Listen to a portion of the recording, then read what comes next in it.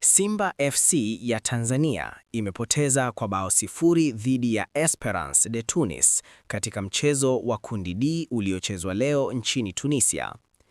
Esperance wameutumia vyema uwanja wao wa nyumbani na kuibuka na ushindi muhimu uliowawezesha kupanda hadi nafasi ya kwanza kwenye msimamo wa kundi hilo.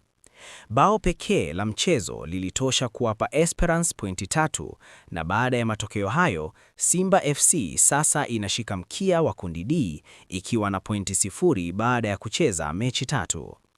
Kwa ushindi huo, Esperance de Tunis wamefikisha pointi 5 na kuongoza kundi, wakizidiwa ushindani na Petro de Luanda na Stade Malien wanaofuatia kwa pointi 4 kila mmoja. Licha ya kupoteza mchezo wa leo, matumaini ya Simba FC kutinga hatua ya nusu fainali bado yapo.